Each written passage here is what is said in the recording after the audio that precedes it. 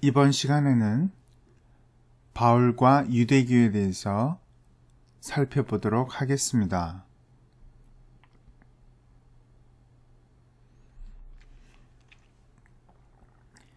바울 신학이 발달하는 데에는 1세기 유대교가 중요한 역할을 했습니다. 바울은 엄격한 유대교 환경에서 자랐고 교육을 받았을 뿐 아니라 그의 신학은 다양한 유대교의 관점과 유대 기독교적인 관점의 상호작용에 의해서 결정적으로 형성되었습니다. 유대교적 기반은 갈라디아서와 로마서에서 가장 분명하게 나타나며 정도는 다르지만 바울 서신의 전체에서 나타납니다.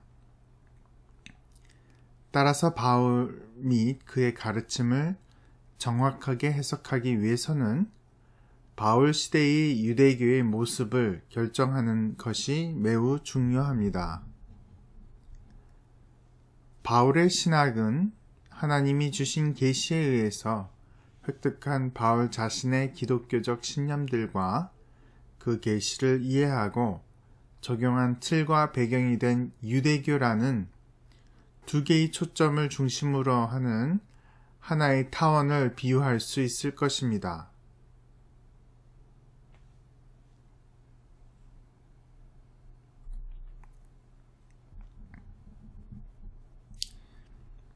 (16세기) 개신교 종교 개혁자들은 바울의 유대교의 중심점에 대한 전통적인 이해에 결정적인 영향을 미쳤습니다. 루터와 칼빈을 비롯한 개혁자들은 그 시대의 로마 카톨릭 교회의 구원에 대한 가르침 안에 있는 율법주의적 요소들에 반항하여 유대교 안에 바울이 갈라디아서와 같은 서신에서 반대한 것과 동일한 종류의 율법주의를 발견하려 했습니다. 바울 시대의 유대인들은 일종의 행의 righteousness of works, 율법의 행위들, 하나님께서 은총과 축복을 강요하는 하나님에게 은총과 축복을 강요하는 순종의 행위들을 실천함으로써 하나님과 더불어 바른 신분을 얻을 수 있다는 견해를 고수했다는 것이 개혁자들의 생각이었습니다. 바울은 이러한 율법주의를 반대하여 오직 그리스도의 완성된 사역에 대한 믿음에 의해서 하나님 앞에서 의롭다함을 얻는다고 오직 믿음이라고 선포했습니다.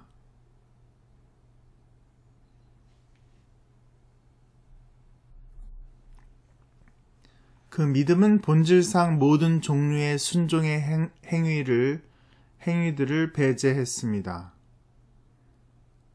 종교개혁자들은 그 시대의 로마 카톨릭 반대자들을 바울 시대의 유대인으로 가정하고 바울의 입장에서 칭의는 오직 믿음, 오직 은혜라고 선포했습니다.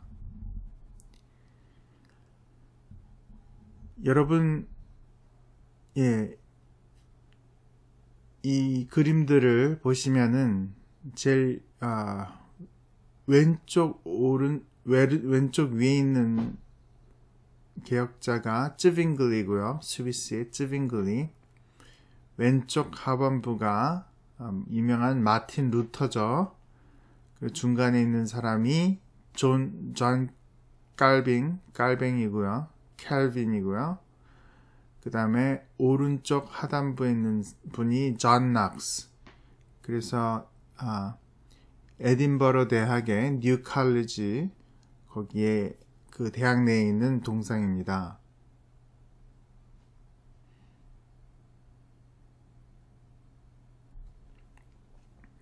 물론 종교개혁의 상황에 대한 이러한 묘사는 지극히 단순화된 것입니다. 실제로 특히 소위 급진적 종교개혁을 고려할 때 종교개혁자들의 관점에 여러 가지 상이한 뉘앙스가 있었듯이 로마 카톨릭의 관점도 매우 다양했습니다. 그러나 예수께서 비판하셨으며 바울과 상호작용했던 1세기 유대교를 율법적인 것으로 보는 것이 일반적인 종교개혁의 경향이 전통적인 로마 카톨릭 학문을 포함하여 다양한 신약 성서 연구 안에 깊이 묻혀 있었기 때문에 현재 우리의 목적에는 개관만으로 충분합니다. 엄청나게 많은 유대교 자료를 수집해 놓은 스트랙 빌러백의 주석처럼 신약 성서 배경을 다룬 중요한 책들은 유대교 신학에 대한 이러한 견해에 정통성을 부여해 줍니다. 유대교가 정당하게 묘사되지 못했다고 항의하는 주장들도 있지만 전통적인 학문에서는 그것들을 완전히 무시합니다.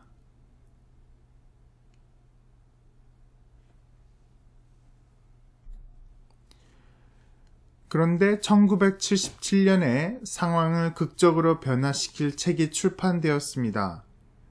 바울 신학에 큰 획을 그은 E.P. 샌더스의 바울과 팔레스타인 유대교 Paul and Palestinian Judaism 이라는 책은 유대교를 바울 신학의 배경으로 여기는 해석들의 분수령이 되었습니다. 샌더스는 새로운 것을 주장한 것은 아니며 다만 신약 신학학자들이 1세기 유대교를 보는 방식이 크게 변화될 수 있는 계기를 마련해 주었습니다. 샌더스의 기본적인 제안은 쉽게 받아들여졌고 지난 77년이니까 지금 몇 년? 20몇 년 동안 여러 방면에서 학문의 가정의 결과로서의 위상을 획득했습니다. 그래서 여러분 신학 MDB 했다면서 E.P. 샌더스를 모르면 특히 바울 신학의 E.P. 샌더스를 모르면 간첩입니다. 여러분. 그래서 이게 중요한 거기 때문에 오늘 공부를 하게 되는 것입니다. 그렇다면 샌더스가 주장한 것은 무엇입니까?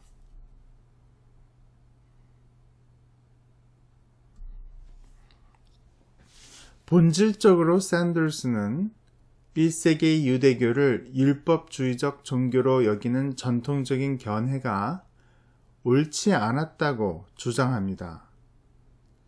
샌더스는 1세기 유대인들의 신앙에 대한 증거를 제시하는 듯한 유대교 자료들을 연구한 후에 이러한 자료들이 거의 한결같이 그가 소위 언약의 신율주의 Covenantal Nomism 이라고 칭한 구원론을 묘사하고 있다고 주장합니다. 유대교의 구원관의 근본은 하나님께서 이스라엘 백성과 더불어 맺으신 언약입니다. 하나님은 이스라엘을 택하셨고 바울 시대의 유대인들은 그 최초의 은혜로우신 선택이 자기들의 구원의 기초라고 믿었습니다. 이러한 관점에서 보면 유대인들은 이미 구원을 받았기 때문에 구원받기 위해서 율법을 행할 필요가 없었습니다. 그들은 자신의 언약의 지위를 유지하기 위해서 율법을 순종했습니다. 샌더스의 표현처럼 유대인들은 구원에 들어가기 위해서보다는 구원 안에 머물기 위해서 율법을 지켰다고 합니다.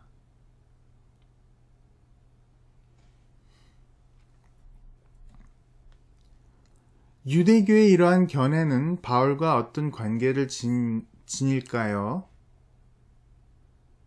샌더스의 최초 연구는 주로 팔레스타인 유대교에 초점을 두었지만 바울에 대해서도 다루었습니다. 샌더스는 바울이 배타적 구원론 때문에 언약의 신율주의를 배격한다고 주장했습니다. 구원은 그리스도 안에서만 발견되므로 율법 및 그 기초가 되는 언약은 구원의 방편이 될 수 없었습니다. 대부분의 학자들, 심지어 1세기 유대교에 대한 샌더스의 묘사에 동의하는 학자들은 이러한 반응에 만족하지 못했습니다. 그들은 바울이 자신의 유산인 언약의 신율주의를 배격했을 신학적 이유들을 찾으려 했고 다양한 주장들이 제기되어 왔습니다. 그것들 중 가장 과격한 것은 바울이 자신의 유산을 전혀 배격하지 않았다는 것입니다. 그는 여전히 유대인들이 언약을 통해서 구원을 발견할 수 있었다고 믿었습니다. 구원을 위해 그리스도를 필요로 하는 것은 이방인들 뿐입니다.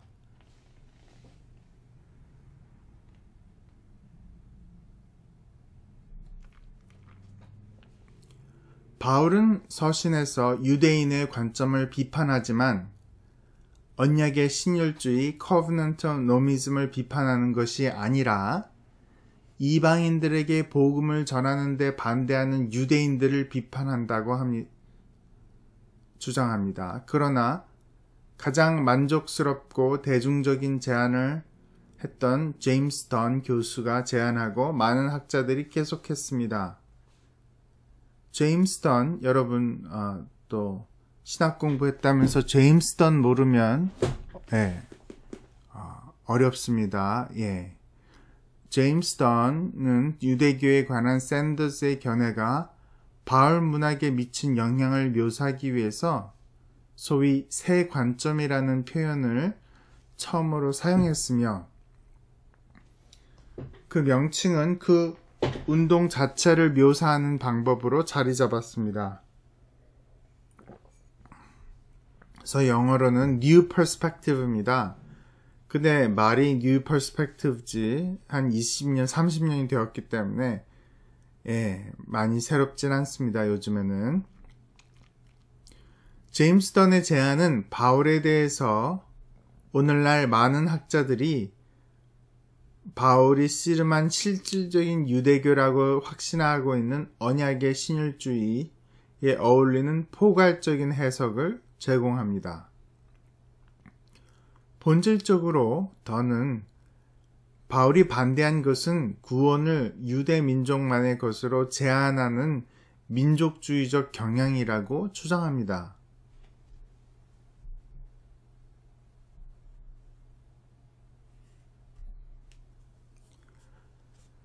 바울이 유대교에서 발견한 잘못된 점은 개인적인 율법주의가 아니라 민족적 배타주의였다고 합니다.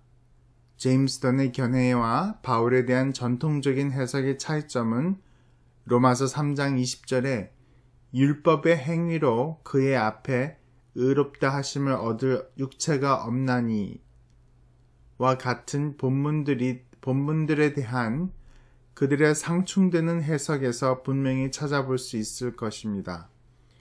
종교개혁자들은 이 본문에서 유대인들의 행위로 말미암는 의에 대한 공격을 발견했습니다. 유대인들은 의롭다함을 얻기 위해서는 선행을 해야 한다고 주장했으며 바울은 이런 일이 발생할 가능성을 부인합니다. 그러나 유대교에 대한 샌더스의 견해에 의하면 어느 유대인도 그러한 주장을 하지 않았습니다. 그렇다면 바울이 반대하고 있는 것은 무엇일까요?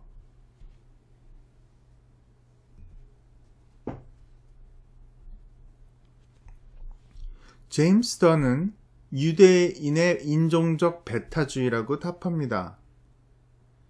율법의 행위라는 표현을 종교개혁자들이 행한 것처럼 단순히 행위라고 단순화시킬 수 없습니다. 이 구절에서 율법은 유대교의 토라를 의미하며 그 구절에서 바울이 의미하는 것은 토라 신실함이며 토라 신실함은 유대인들을 다른 모든 민족들보다 돋보이게 해주는 수단으로 이해됩니다. 이 구절은 이방인들의 지배와 적대 행위 속에서 하나님이 주신 자신의 특성을 보존하려는 유대인들의 관심을 배경으로 이해되어야 합니다. 그리스도께서 오시기 전 수세기 동안 열강들의 점령, 분산, 박해 등을 직면했던 유대인들은 하나님의 백성으로서 자기들의 독특한 신분과 위상을 유지하기 위해서 율법의 실천, 특히 할례, 안식일, 음식법 등의 실천을 강조했습니다. 따라서 갈라디아에서의 논의에서 이러한 독특한 습관들을 거론한 것은 우연한 일이 아닙니다.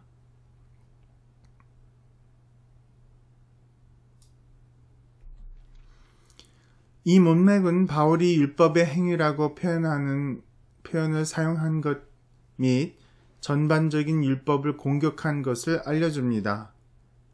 바울이 로마서 3장 20절 및 다른 구절에서 반대하는 유대인의 주장은 사람이 자신의 행위에 의해서 의롭다함을 얻을 수 있다는 것이 아니라 사람이 토라를 신봉하는 언약 상태를 유지함으로써 의롭다함을 얻는다는 주장입니다. 제임스 던 및 그가 개척한 길을 따르는 많은 사람들은 본질적으로 바울, 적어도 그의 신학의 몇 가지 중심 요소들을 해석하는 새로운 방법을 제공합니다. 물론 새 관점을 지지하는 학자들도 특수한 본문들과 신학적 문제들에 관해서는 해석을 달리합니다. 일반화는 때때로 필요한 것이지만 특정 학자를 묘사하지 않을 수도 있는 경향들을 개관이 되어야 합니다. 그럼에도 불구하고 어떤 경향들은 바울에 관한 새로운 관점을 나타내고 있습니다.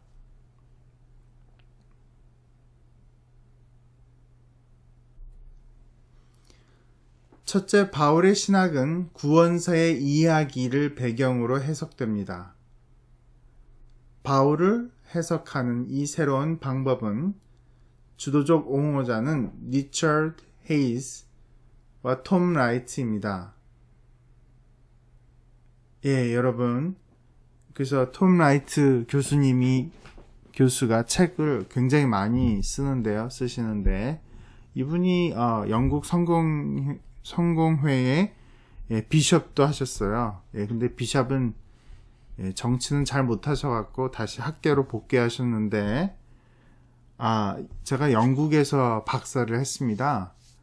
그래서 영국 사람들하고 좀 이야기를 했는데, 미국에도 그렇지만 영국에는 굉장히 이 톰 라이트 추종자들이 많아요.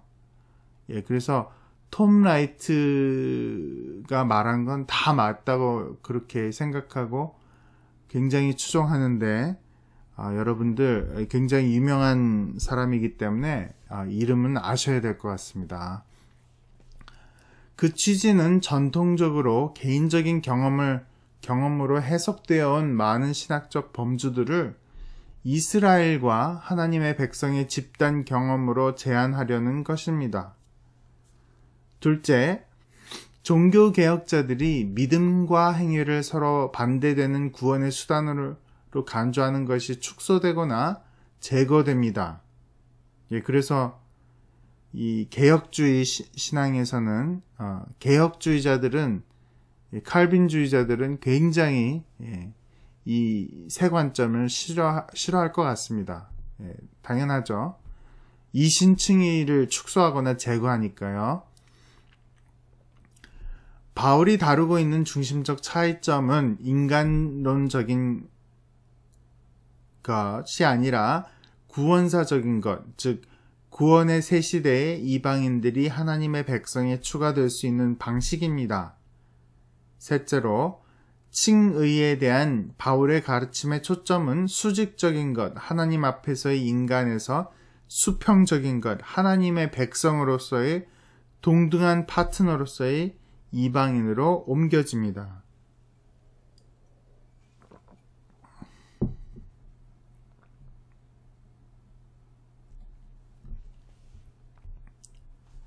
그러므로 일부 새 관점주의자들은 일반적으로 의라는 표현의 구약 성경 배경에 주목하면서 바울에게서 의롭다함을 얻는다는 것은 하나님의 백성이 된다는 것을 의미한다고 주장합니다.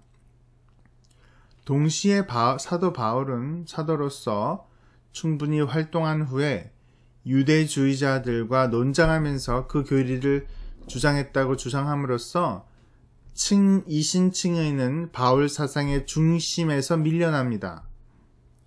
새 관점은 이런 식으로 종교개혁의 신학적 특징, 오직 믿음, 오직 은혜, 로만 하나님 앞에서 의롭다함을 얻는다는 것을 손상시키는 심각한 도전을 제공하려 합니다.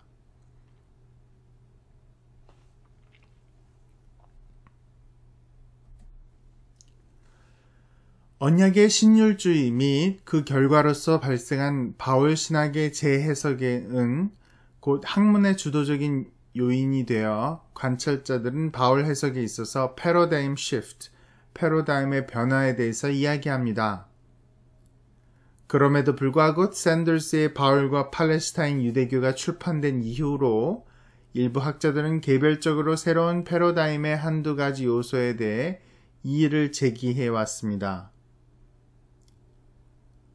최근에 이러한 주장들이 일치된 주장으로 발전하고 있습니다. 찰스 탈버트라는 학자는 이렇게 이야기하는데, 바울을 연구하는 많은 학자들이 샌더스의 저서와 관련된 패러다임의 변화를 주장하는 동안 마찬가지로 중요한 또 다른 변화가 발생하고 있다. 이제 바울에 대한 새 관점에 대해서 질문들을 제기하는 이유를 설명하려 합니다. 그러나 그러한 질문들 중 몇 가지를 상세히 열거하기 전에 전반적으로 이 새 관점 운동이 기여한 중요한 점들을 주목해야 하겠습니다.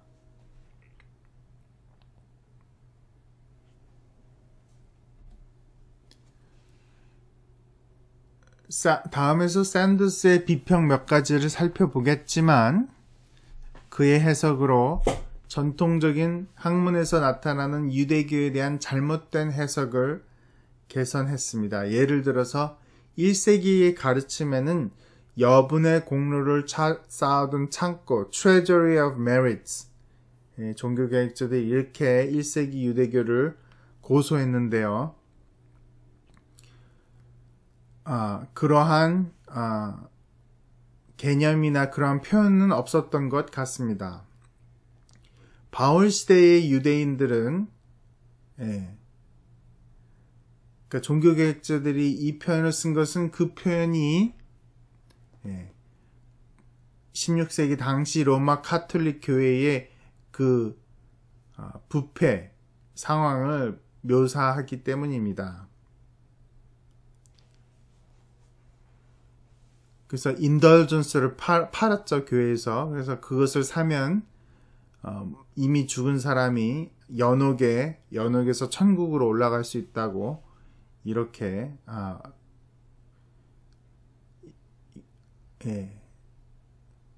상품화시켰습니다. 하나님의 은혜를, 하나님의 구원을 상품화시킨 아주 엄청난 죄를 저질렀죠. 바울 시대의 유대인들은 전통적으로 묘사되는 것처럼 율법적이지 않았습니다. 왜냐하면 전통적인 묘사에는 샌더스가 강조한 것, 유대인의 삶과 사상이 기초가 되는 언약의 중요성이 빠져 있기 때문입니다.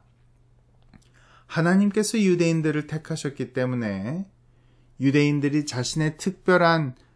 자신들을 특별한 백성이라고, 선민이라고 생각했습니다. 따라서 유대교회는 하나님께서 처음으로 택하신 이스라엘에게 베푸신 은혜가 무척 많이 나타나게 됩니다.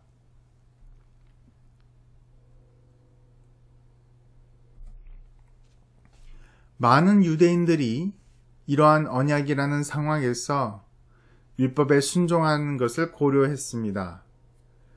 그들은 자신의 순종을 특별한 공로로 주장하지 않았으며 샌더스가 주장한 것처럼 그들을 하나님의 백성 안에서 자기들의 신분을 유지하기 위한 수단으로 보았습니다. 동시에 바울 사상과 교훈의 유대교적 모체에 관심을 돌리려는 새 관점 전체의 전반적인 경향은 바람직합니다. 바울에 대한 전통적인 연구에서 때로 바울이 그리스도의 강림과 더불어 발생한 시대의 변화에서 발생한 문제에 초점을 두는 분량을 등한시해왔습니다. 새 시대의 토라는 어떤 지위를 누렸습니까? 어떤 근거에서 이방인들은 하나님의 백성으로 받아들여질 수 있는 것입니까? 이방인들에게 권리를 부여한 것이 이스라엘에게 주신 하나님의 약속들에게 주는 의미는 무엇일까요?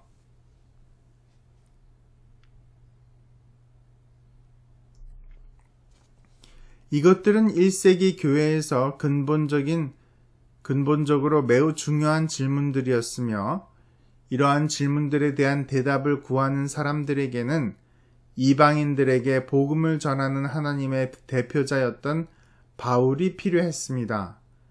바울에 대한 전통적인 해석들은 구원사보다는 인간론의 질문에 초점을 두어 왔습니다.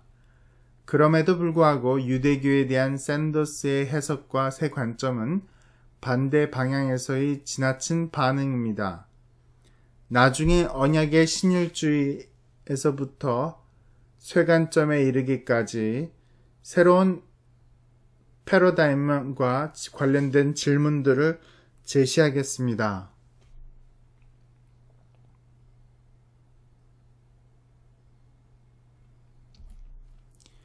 1세기 유대교에 대한 하나의 포괄적인 설명인 샌더스의 Covenantal Nomism은 증명을 필요로 합니다. 첫째, 언약의 신율주의가 1세기 유대교 내의 유일한 구원론적 패러다임이라는 주장은 문제시되어야 합니다. 1세기 유대교는 이렇게 획일적이지 않았어요.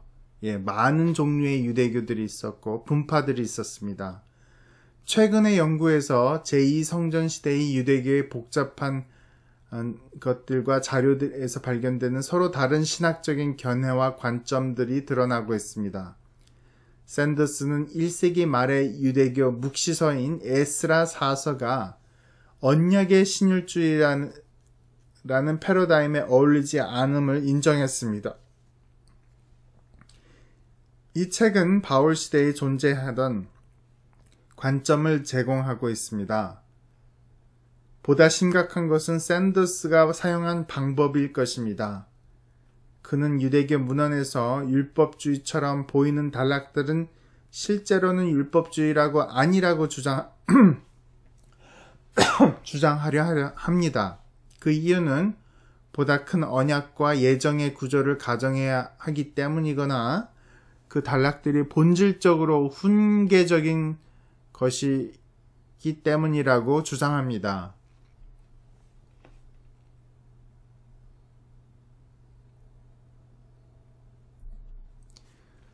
먼저 두 번째 이유에 대해 살펴보면 설교적인 단락들은 종종 신학이 이해되는 방식을 보여주는 중요한 단서가 제공됩니다.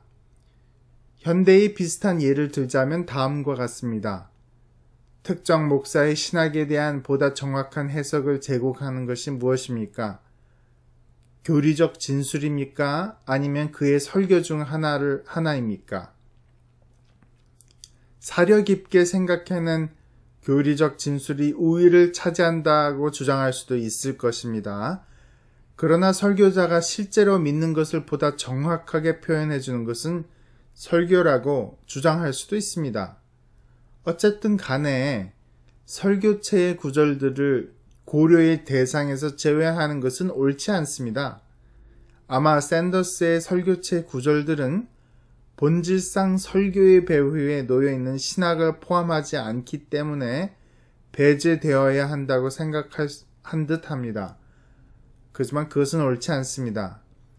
전반적으로 그 요지는 근거가 확실합니다. 특정의 신학적인 진리들은 당연한 것으로 간주될 수 있기 때문에 그것들에 대해서 언급할 필요를 느끼지 않을 것입니다.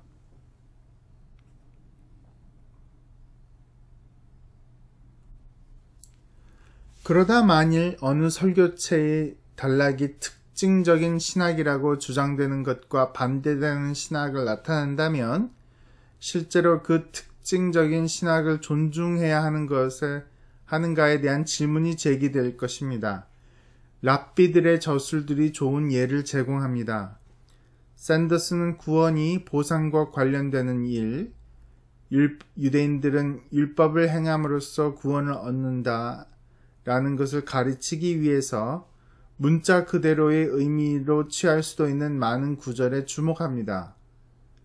그러나 그는 그러한 본문들을 언약을 통한 선택의 포괄적인 이론에 비추어 해석되어야 한다고 주장합니다.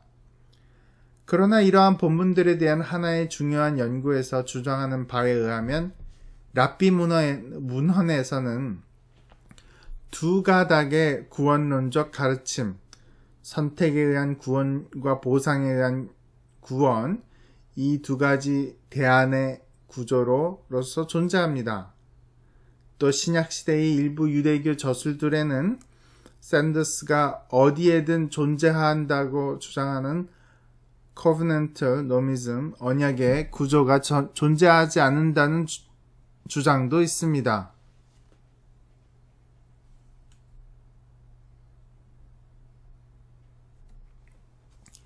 1세기 유대교에 언약의 신율주의와 함께 율법주의가 존재했다고 생각하는 또 다른 근거는 1세기 유대교에 대한 일련의 중요한 문서, 즉 신약 성경에서 나타나는 증거입니다.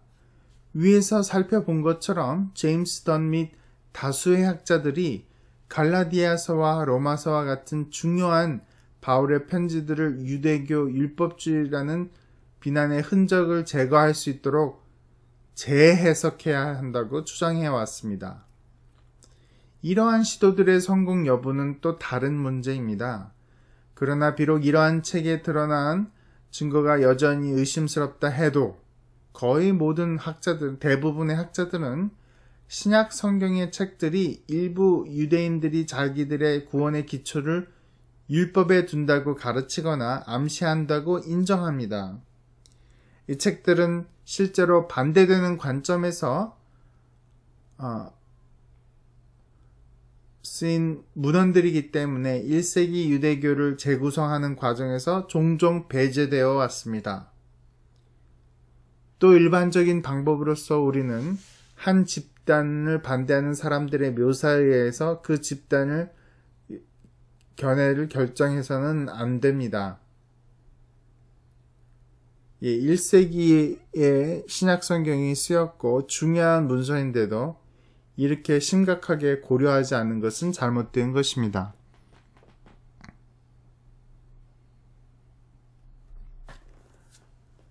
그러나 정확하게 말해서 신약 성경 기자들은 유대인들의 반대자들이 아니었습니다.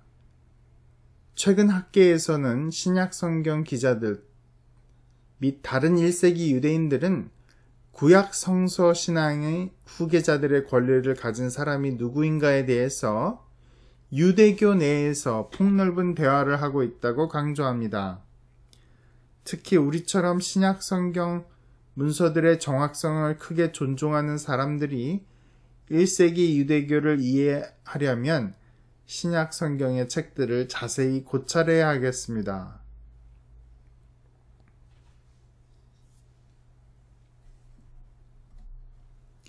이러한 경향을 따라서 마지막 요점을 정리할 수 있을 것입니다.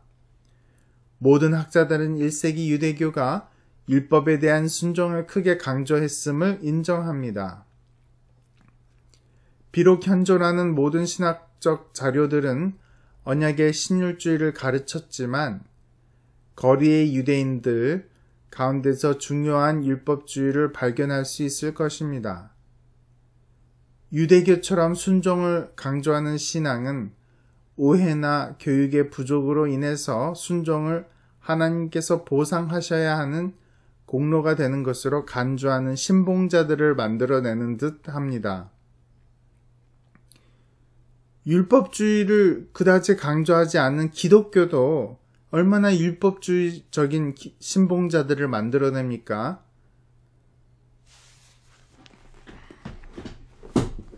예, 제가 오래전에 다닌 교회에서는 성수주의를 안 하면 성수주일이 꼭 안식일을 지키듯이 그렇게 지켰어요. 그래서 성수주의를 안 하면 하나님한테 축복을 못 받고 벌 받는다. 11조 안 하면 벌 받는다. 이런 식으로 굉장히 물론 11조 해야 되고 성수주의를 해야 되지만 그것이 율법주의적으로 그렇게 지키면 안 되겠죠. 정말 주님을 사랑하는 마음으로 해야 되겠죠.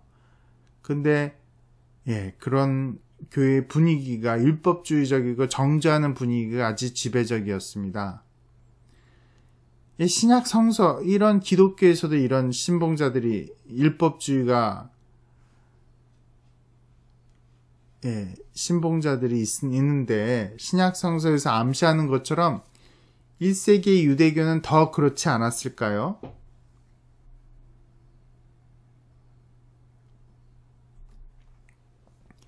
언약의 신율주의와 관련된 두 번째 일반적인 증명은 언약이라는 용어와 관련이 되어 있습니다. 샌더스와 그의 추종자들은 이스라엘과 하나님의 언약이 유대인들이 율법에 순종하는 출발점이었다는 가정에 근거하여 1세기 유대교의 구원론을 해석합니다. 그러나 그 시대에 활발하게 활동한 많은 유대교 분파들을 고려해 보면 이 가정은 문제들이 발생합니다. 예를 들어서 쿰란 공동체 사람들은 자기들이 참 이스라엘을 대표한다고 주장하면서 메인스트림, 주류 유대교를 공식적으로 저주했습니다. 분명 하나님과 이스라엘의 언약이 그들을 구별짓는 요인이 될 수는 없었습니다. 예를 들어서 쿰란 공동체와 바리새파 모두 언약에 대해서는 완전히 동일한 지점에서 출발합니다. 그렇다면 쿰란 공동체 사람들이 자기들을 참 이스라엘 안에 있고 바리새파는 밖에 있다는 주장하게 만드는 것은 무엇입니까? 그 공동체의 가르침과 관습을 받아들임으로 말미암은 공동체에 대한 충실한 지지였습니다.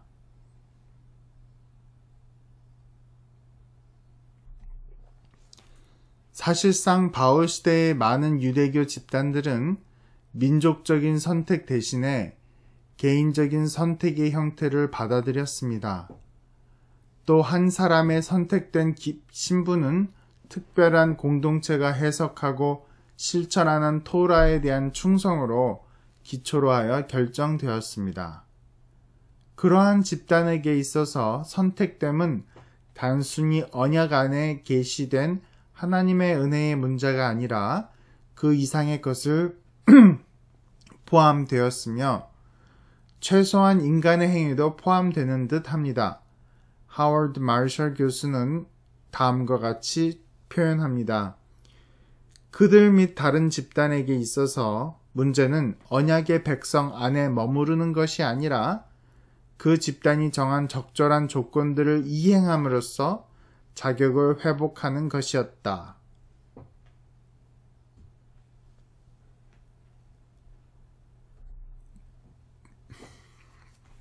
셋째는 어떤 자료를 해석해도 1세기 유대교는 신인 협력적,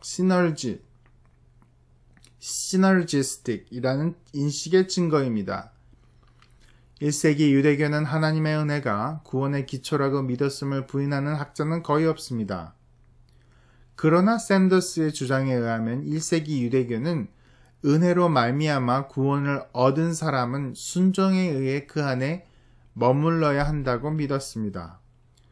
그러므로 율법에 대한 순종의 특성과 일관성은 심판날에 중요한 것이요. 또 궁극적으로 유대인에게서 분리해 주는 것이었습니다. 특히 은혜가 작용하는 통로인 선택은 오래전에 발생한 집단적인 선택이었기 때문에 그러했습니다. 하나님은 한 민족으로서의 이스라엘을 선택하셨지만 그 민족에 참여하는 것과 그 민족의 선택은 대체로 개별적으로 결정되어야 할 문제였습니다.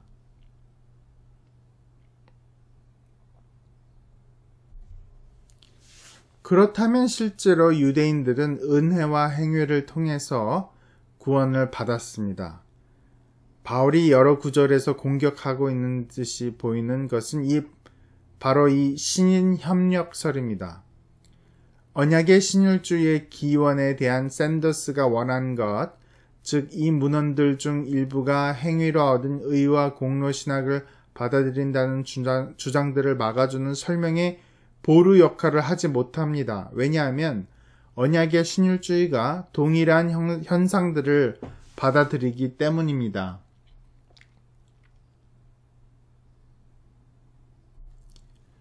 (1세기) 유대교를 샌더스의 같은 방식으로 평가하는 일은 당분간 계속될 것입니다. 굉장히 추종자들이 많습니다. 그러나 샌더스의 언약의 신율주의 (커버넌트 노미즘은) 처음에는 거의 전 세계적으로 받아들였지만 이제는 진지한 재평가를 받기 시작했습니다.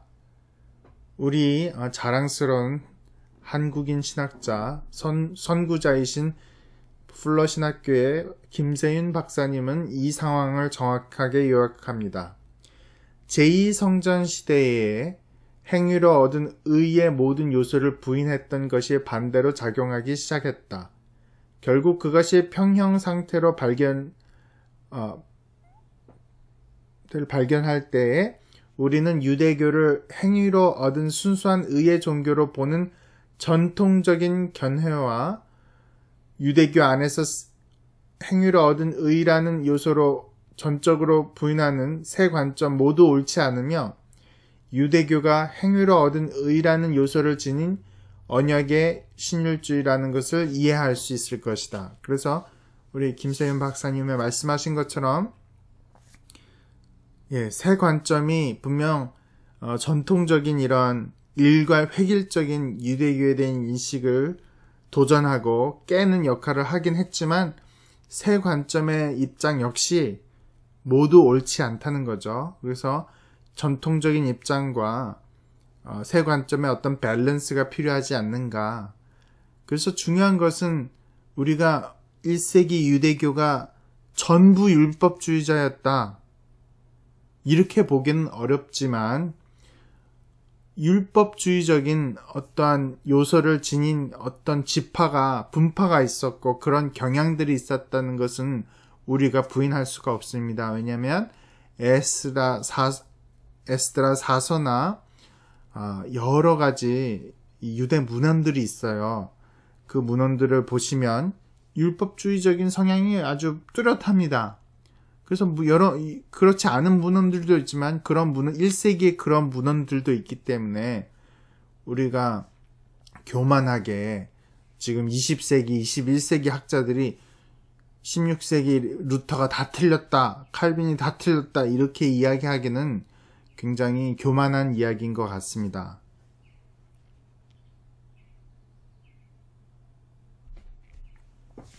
우리가 주장해온 샌더스의 언약의 신율주의의 조건들은 바로 바울에 관한 세 관점을 취해야 할 한 가지 이유를 제거합니다. 당시 일종의 율법주의를 신봉하는 유대인들이 있었으며 바울은 그의 편지에서 직접적으로 간접적으로 그들의 견해를 비판하고 있는 듯 합니다. 갈라디아서 보시면은 이방인들을 기독교로 넘어온 이방인들을 할례를 시키려고 하는 율법주의자들이 있었죠. 물론 세 관점을 취하게 되는 동기들 중 하나를 제거한다고 해서 그것이 백지화되는 것은 아닙니다. 궁극적으로 새 관점은 한 가지 문제를 기초로 하여 지지되거나 거부될 수 없습니다. 그것은 중요한 본문들이 대해서 경쟁적인 학파들보다 더 나은 해석을 제공하고 있는가 하는 것이 중요합니다. 근데 이것은 지금 오늘 이번 시간에 다룰 수 없는 문제입니다. 그러나 새 관점이 지닌 두 가지 특징인 항목에 대해서 간단히 살펴볼 수 있습니다.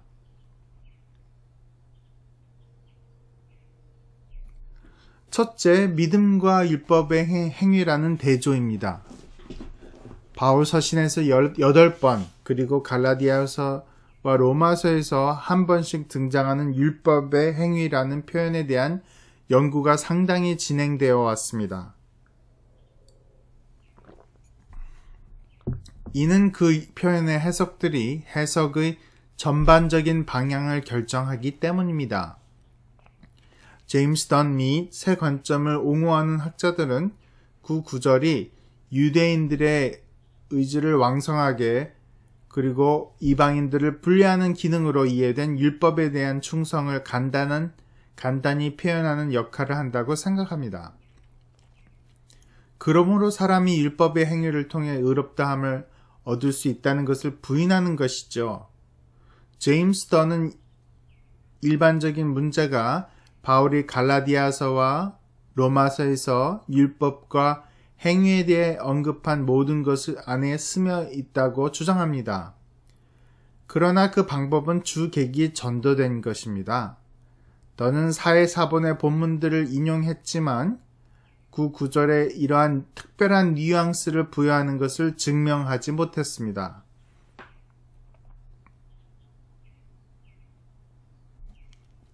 로마서 4장, 9장, 11장에 기록된 행위라는 단어는 율법의 행위를 생략형으로 보기보다는 율법의 행위를 일반적인 행위의 부분 집합으로 보아야 할 것입니다. 바울이 이야기하는 상황에서 다루어야 했던 것은 이러한 형태의 인간적인 행위들에 대한 주장이었기 때문에 그는 토라에 순종하는 유대인들의 행위를 언급합니다. 그러나 이러한 본문들에서 바울이 믿음과 행위, 그리고 은혜와 공로라는 보다 큰 문제를 언급하는 것은 그가 궁극적으로 이야기하는 보다 큰 문제들을 가리킵니다. 바울의 후기 서신서들에서 행위를 같은 방식으로 다룹니다. 따라서 궁극적으로 종교개혁자들은 바울의 논거가 지닌 구원사적 뉘앙스와 함의들을 이해하지 못했지만 바울의 글에서 하나님의 구원에 접근하는 수단이 인간의 행위와 믿음이라는 중요한 대조를 식별해낸 것은 옳은 일입니다.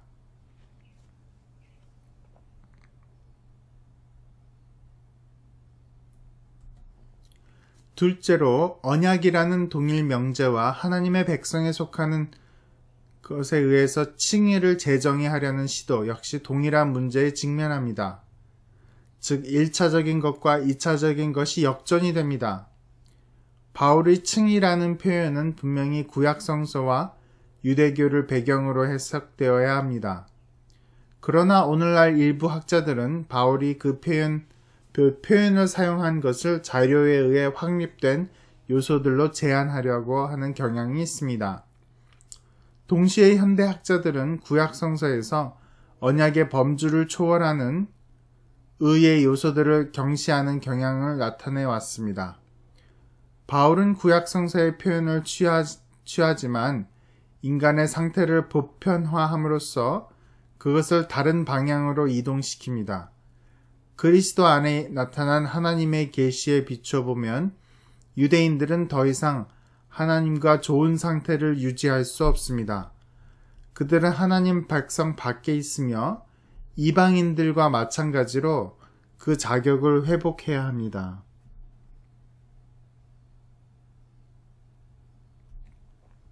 하나님은 그리스도와 함께 하나님의 백성을 재창조하고 계시며 믿음을 기초로 하여 하나님의 백성에 속하는 사람들을 확인하십니다. 그러므로 칭의라는 표현은 우선적으로 하나님 앞에서의 인간을 언급합니다. 칭의를 얻기 위해서는 우선적으로 하나님과 올바른 관계가 있어야 합니다. 그러한 칭의의 결과는 그 사람이 하나님의 백성 안으로 들어가는 것입니다. 그러나 후자가 주된 것으로 삼으면 바울의 글에서 진노하시는 하나님을 대면하는 죄악된 인간이라는 문제의 중요성을 강조한 것을 이해하지 못하게 됩니다. 여러분, 그러니까 이 구원이라는 거에 이제 수직적인 그런 측면이 있고 수평적인 측면이 있는데 루터나 종교개혁자들은 이 수직적인 측면을 굉장히 본 거죠. 그래서 우리가 은혜로서 우리가 하나님 안에서 구원을 받게 되는, 의롭다 하심을 받게 되는 것이고요. 근데 지금 제임스 던이나 이 세 관점주의자들이 강조하는 것은 이 수평적인 것입니다. 우리가 그리스도 안에서 어떻게 이방인과 유대인들이 하나가 될 수 있는가, 그것인데 지금 칼슨 교수가 이야기하는 것처럼 수직적인 것이 먼저가 돼야지 수평적인 것이 주가 되면은 우리는 그것은 사도 바울 신학을 제대로 이해하지 못하게 된다는 것입니다.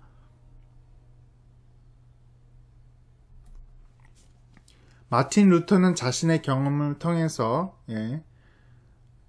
자신이 죄를 통해서 굉장히 스트러글하고 또 로마 교회, 카톨릭 교회의 많은 문제점들을 봄을 통해서 이 문제 안에서 사도 바울의 복음의 핵심을 다시 재발견했는데 그것은 옳은 행동이었습니다. 물론 루터 역시 이신칭의를 바울 신학과 신약 신학의 중심으로 삼았습니다. 이 점에서 우리는 루터에게 동의하지 않을 수도 있습니다. 이신칭의가 바울의 중요한 교리로서 은혜와 복음의 능력을 모든 종류의 율법주의적이거나 신인 협력적 조건으로부터 지켜주지만 그것을 신약 성경에 또는 바울 신학의 핵심으로 삼을 수는 없을 것입니다. 그러나 루터가 이신칭의의 교리를 바울의 중요한 교리로 지적한 것은 옳습니다.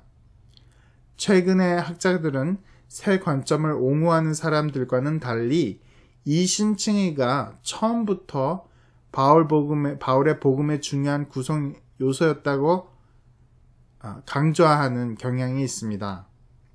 그래서 이거는 여러분들이 각자가 생각해 보셔야 되는데, 이신칭의가 분명 사도 바울 신학의 중요한 점인데 그것이 가장 중요한 점일까요? 그것은 여러분들이 한번 이번 학기를 통해서 생각해 보시고요.